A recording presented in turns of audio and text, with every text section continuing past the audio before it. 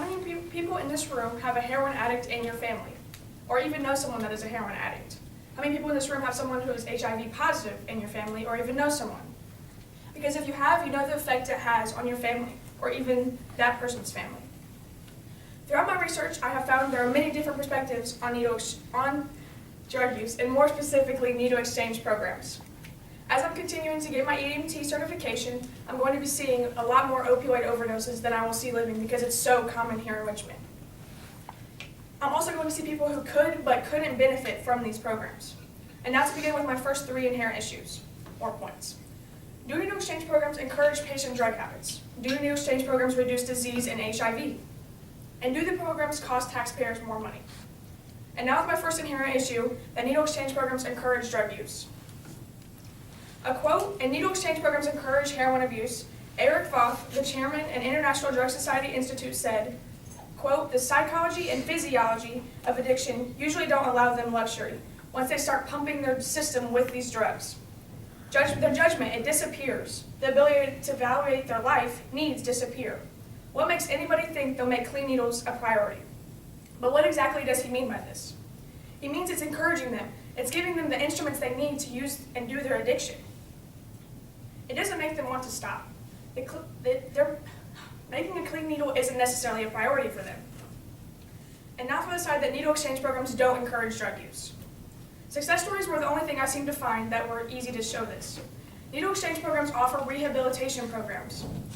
Addicts that want to change can easily say that committing to something other than their drug is not easy.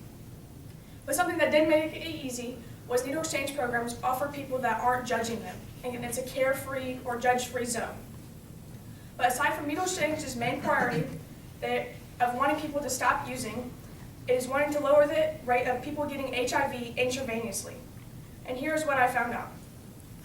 And first with the side that it is being reduced.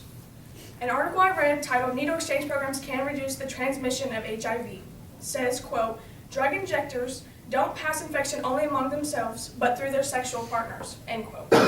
It also talks about Russia's needle sharing was responsible for more than 95% of all cases. But exactly how can this be fixed? Rosenberg says needle exchange programs, who's also the author, and I think I forgot to say that.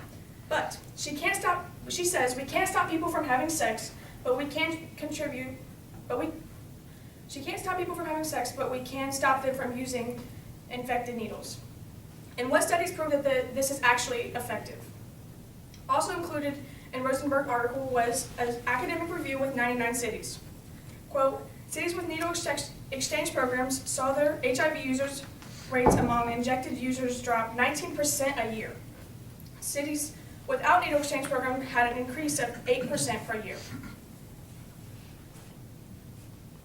And now to the side that it says it doesn't reduce disease and HIV. I read an article titled "Needle Exchange Programs May Not Reduce the Transmission of HIV," written by Robert John Arejo. He's a professor at Loyola University and a Roman Catholic friar. And he says something that really stuck out to me because I've never put it in this perspective.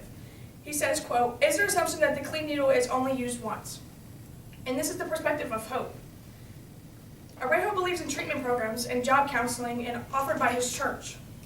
But he also believes that bloodborne diseases are no lesser of an evil than having an addiction. He claims that they're equally sound.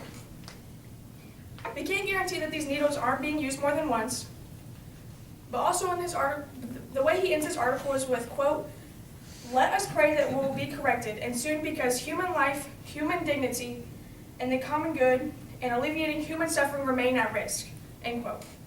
And for my last inherent issue, who is paying for these programs? Let's say it doesn't cost taxpayers more money. In Indiana, we have a ban against government money being used to fund the syringes. But the government does pay for the rehabilitation programs. It pays for the worker's salary, and it also does pay for extra things like alcohol and rubber bands that are also used when an addict uses. And they're always also promoting donations. People who support needle exchange programs don't see anything wrong with this because all they see is the word voluntary. And they also don't see that they're being paid for about 2/3 of it. The government is paying for about 2/3. And now for the opposing side. EMS, fire, and police are all 3 government-paying jobs that you see on the scene of an overdose. Why would it not be be true to say that an addict is getting a free ride to the hospital. Addicts cannot hold a stable job. They can't pay bills. It'd be so hard for them to pay their medical expenses. And my EMS teacher has told me several times they see the same patient 5 or 6 times a day. Because by the time the Narcan is wore off, they can legally sign themselves out of the hospital. But by the time they're home, they're back in the stage of having an overdose. An Indiana State Police Officer Councilman Anthony Ermery says, quote, "We're finding something that is illegal." He says, quote, "He also arrests people for possession of these items similar to what the health department is distributing," end quote. And did you keep any of my questions in mind that I said in the beginning? Now, with all my information presented, I would like to review my 3 main points. Do needle exchange programs encourage patient drug habits? Do needle exchange programs reduce disease and HIV? And do the programs cost taxpayers more money? And to conclude my speech, I hope everyone is more aware and informed of needle exchange programs. And I would like to say, do needle exchange programs encourage patient drug use, or do they not? And do needle exchange programs may or may not be reducing this disease and HIV, and how your tax dollars might be getting paid on these programs, even if you don't support them.